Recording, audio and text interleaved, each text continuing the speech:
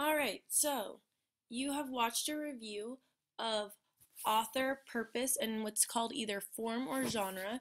And basically, what you found out is that every single piece of writing needs to consider what kind of writing is it going to be? What's its purpose? What's its audience? What kind of genre or form is it going to take on? Now, we often think about this when we sit down to write, but we don't think about this when it comes to what we read. The thing is that you have to remember that every piece of literature or writing, every piece of writing, isn't taken out of context. It has an author.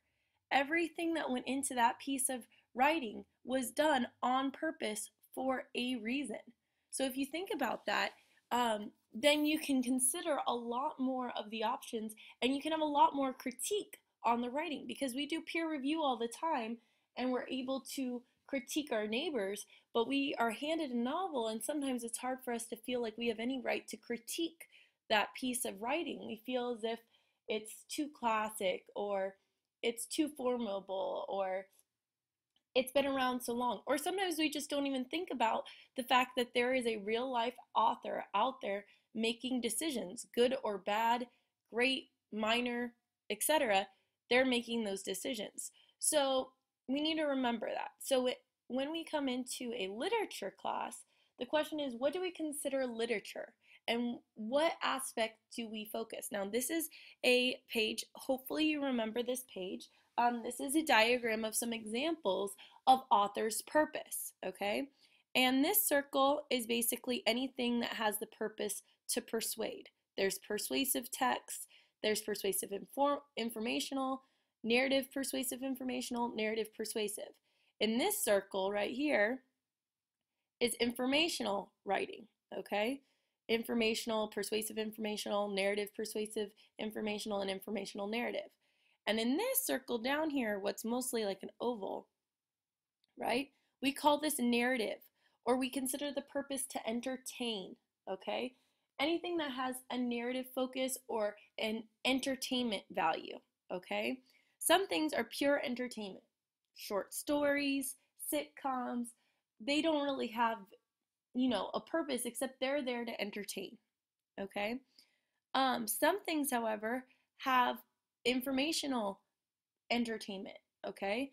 Biographies, autobiographies, that's a clear example, but lots of stories provide information as well. Think of all those storybooks your teacher had you read when you were in elementary school that taught you about the Civil War or anything like that.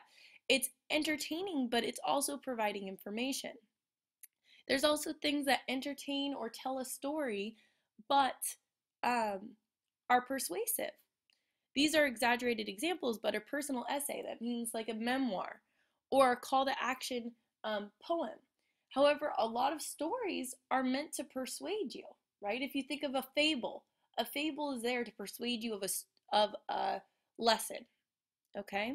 And there's some that are narrative, persuasive, and informational. A historical fiction, if you think of To Kill a Mockingbird or The Adventures of Huckleberry Finn, they provide background to the history. They certainly entertain you, and they're there to be a smart, clever way to critique what was happening at the time period. Certainly, if we think about an example like Animal Farm, okay, Animal Farm might provide us a little bit of information, but it's not so informational, but it's definitely persuasive. It would fall into this narrative persuasive category, okay?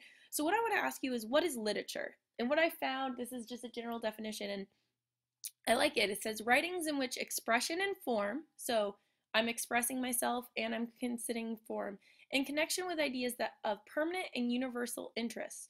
Okay, we're communicating on something that we have mutual interest on, are characteristic or essential features, such as poetry, novels, history, biography, and essays. We're going to expand that and say, really, anything that is literature, what we're going to consider literature, is anything that falls within this category.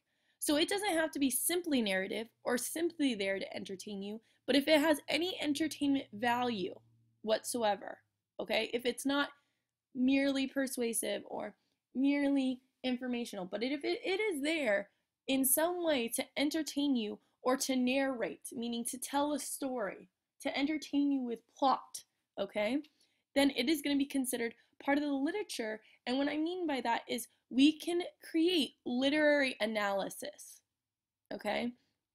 It might not be in the canon of literature.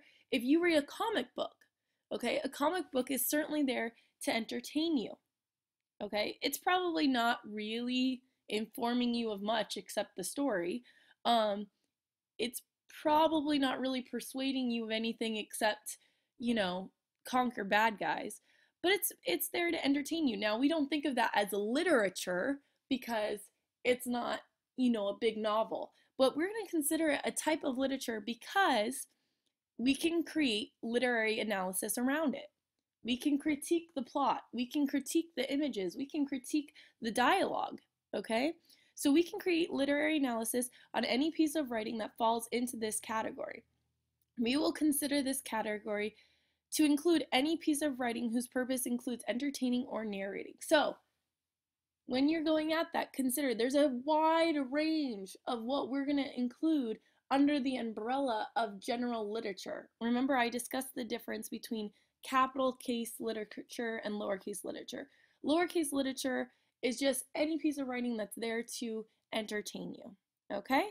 All right, keep that in mind as we head into our literature focus this year.